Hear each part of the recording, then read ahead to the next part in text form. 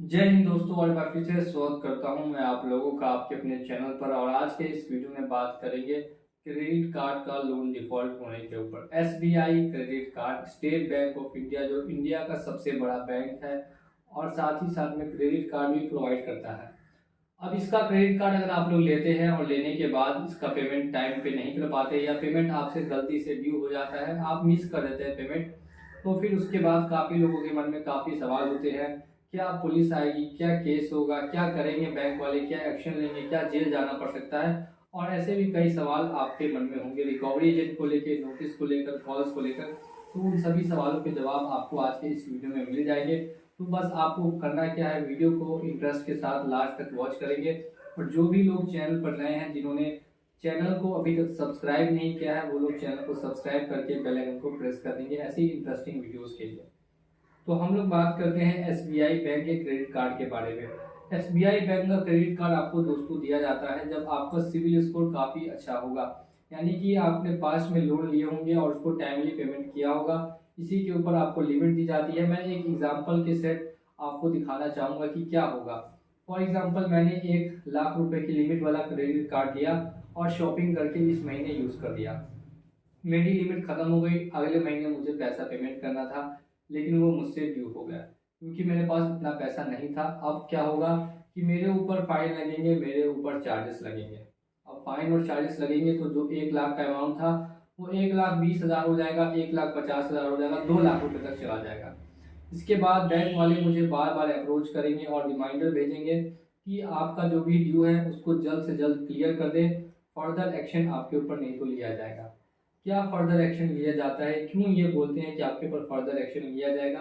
तो हमेशा दोस्तों एक बात का ध्यान रखें, अगर आप मेरी वीडियोस को फॉलो करते हैं तो अगर आपके पास पैसे हैं तो आप जमा करके हमेशा के लिए इनसे छुटकारा पा लें और दोबारा कभी भी इनकी सर्विसेज को यूज़ ना करें। लेकिन इन केस में अगर आपके पास मनी नहीं है, आपके पास जॉब नहीं है, आपका बिजनेस लॉस हो चुका है, तो ऐसे केस में फिर क्या करना चाहिए, ये भी काफ़ी लोगों के मन में सवाल रहता है। देखिए, तो आपको करना क्या है कि कोशिश करें बैंक से ज़्यादा टाइम को रिक्वेस्ट करने का। बैंक से ज़्यादा टाइम ले लें जिसमें आप पेमेंट करने में सहूलियत हो, 6 महीने, 3 महीने, 2 महीने। अगर आपसे हो सकता है तो आप उनसे टाइम ले सकते हैं।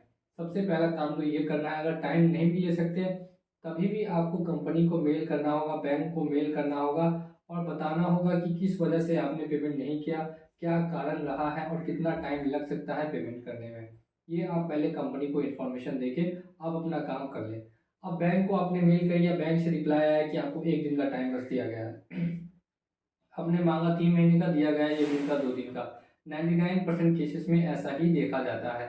अब बैंक ने भले ही आपको टाइम दिया है 1 दिन का या 2 दिन का जिसमें आपको पेमेंट करना पॉसिबल नहीं लग रहा है, तो फिर यहाँ पे आपको इनको इग्नोर करके चलना होगा। और अगर आप इनको इग्नोर करते हैं तो आपको एक नोटिस आएगा, फिर दूसरा नोटिस आएगा, फिर तीसरा नोटिस आएगा। तो ये नोटिस 10, 20, 30 नोटिस आपके घर पे पहुंच जाते हैं। लेकिन असल में नोटिस से क्या होगा? देखिए, आपने लिया है पर्सनल लोन, कुछ भी आपने गिरवी नहीं रखा है, तो यहाँ पे नोटिस पे आपको बिल्कुल भी दिक्कत नहीं होगी। ये नोटिस एज अ रिमाइंडर आपको भेजा जाता है कि जो आपका पैसा है वो आप जल्द से जल्द बैंक को लौटा दे, और नहीं तो आपके ऊपर फर्दर एक्शन होगा। अगर यहाँ पे केस किया जाएगा 50,000 रुपये के लिए, 60,000 रुपये के लिए, लाख रुपए के लिए केस करते हैं, तो एक केस को सॉल्व होने में 20 साल, 30 साल का समय भी लग सकता है। क्योंकि पहले से ही इतने सारे मामले पेंडिंग में है, लाखों मामले पहले से पेंडिंग में है। पहले वो सॉल्व होंगे, उसके बाद फिर मेरा मामला सॉल्व होगा, तो उसमें काफ़ी लंबा समय लगेगा। तो बैंक कभी भी इतना लंबा टाइम देना नहीं चाहती है, तो वो आपके अकाउंट को फिर एनपीए में डाल देगी, नॉन परफॉर्मिंग एसेट में डाल देगी। अब आपके पैसे से बैंक को कोई भी फायदा नहीं होगा, आपका अकाउंट चला गया एनपीए में, इनएक्टिव अकाउंट हो गया आपका लोन अकाउंट। अब इसके बाद नेक्स्ट स्टेप में आपको रिकवरी एजेंट के थ्रू या एक दो और कॉल्स वगैरह करके आपको नोटिस भेज के ये लोग रिकवरी के लिए हाथ पैर भाजेंगे कि किसी तरीके से आप उनका पैसा भरें। अब 6 महीने या उससे ज़्यादा ड्यू हो गया, लाख का 1.5 लाख हो गया, तो फिर से वो 1.5 लाख से 1 लाख पे आएंगे, बोलेंगे कि ठीक है 1 लाख रुपए दे दीजिए, लोन क्लोज कर देंगे, आपकी हम लोग सारी पेनल्टीज माफ़ कर देते हैं। ध्यान से मेरी बातों को समझिएगा। पेनल्टी लग भी जाती है तो लास्ट में बैंक वाले माफ़ करते हैं। जब आपको पेमेंट करना हो तो वो पेनल्टीज को हटा देंगे।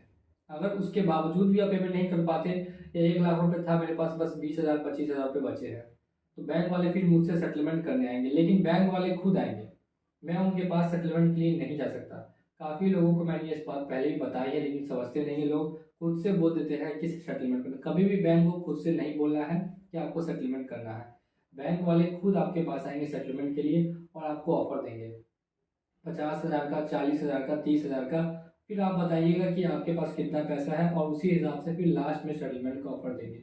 सेटलमेंट के लिए पहले तो आपको एक ऑफर लेटर दिया जाता है, उसके बाद ही आपको पेमेंट करना है। और अगर ऐसे डायरेक्टली कर देंगे तो वो सारा पैसा जो है आपका ईएमआई में कट जाएगा और दोबारा से फिर वो आपसे पैसा मांगेंगे। तो ऐसा काफ़ी केसेस में देखने के लिए मिला है, इसलिए मैंने पहले ही आपको जानकारी दे दी है। अब नेक्स्ट में हम लोग बात कर लेते हैं कि ठीक है, सेटलमेंट भी नहीं कर पाए, कुछ भी नहीं कर पाए, तो लास्ट में आपके पास एक ही ऑप्शन बचता है और वो ये है कि आप ज़िंदगी में कभी किसी बैंक से लोन ना लें और ना ही आपको किसी अदर बैंक से लोन मिलेगा।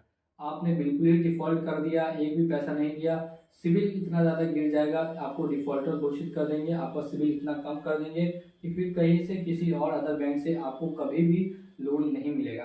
अगर आप लोग लोन के लिए अप्लाई करेंगे तो वो लोन की एप्लीकेशन रिजेक्ट हो जाएगी। तो इस बात का आपको खास ध्यान रखना है कि अगर आप पेमेंट नहीं करते हैं कभी भी, तो फिर आपका जो सिविल है वो हमेशा के लिए ख़राब हो जाएगा।